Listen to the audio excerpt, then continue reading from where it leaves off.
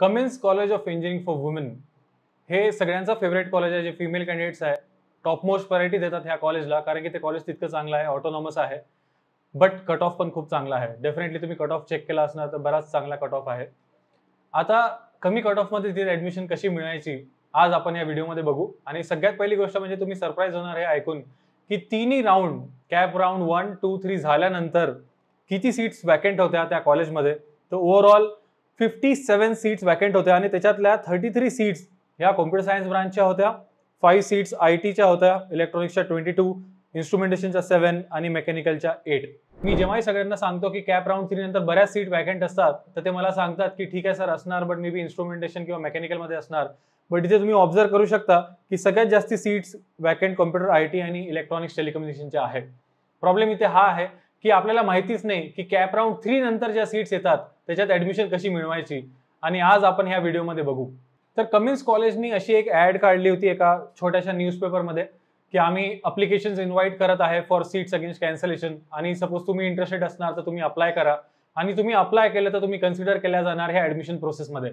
सगळ्यात पहिले मला तुम्हाला हे सांगायचं आहे की ही ऍडमिशन प्रोसेस ऑथेंटिक आहे. याच्यामध्ये कुठेच डोनेशनचा कंपोनेंट नाही आहे आणि प्युअरली मेरिट बेसिसवर आहे.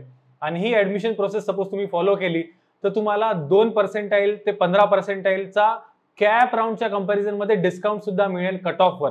म्हणजे जिथे कट ऑफ 98 होता तर तुम्हाला 96 वर ऍडमिशन मिळू शकते in branches like CSIT. Electronics mechanical मध्ये तर भरपूर ड्रॉप होता आणि मागच्या वर्षी बरेच फिमेल कॅन्डिडेट्सला आम्ही हा सिग्निफिकंट ऍडव्हान्टेज क्रिएट करून दिला.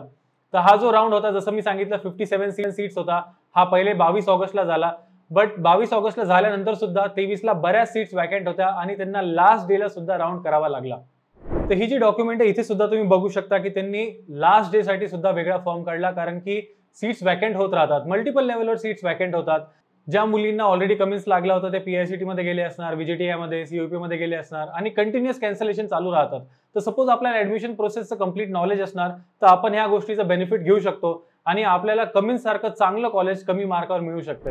तर आता इथे आमचं काम आहे की तुमची एंटायर प्रोसेस एररलेसली करणं, आणि हे जे ऍडव्हान्टेज आहे नॉन कॅपचा ज्याच्यामध्ये institutional level seats against cancellation आणि स्पॉट राऊंड असतात, त्याच्यामध्ये तुम्हाला मिनिमम 2 ते 10%चा ऍडव्हान्टेज क्रिएट करून देणे depending upon which branch you are opting for.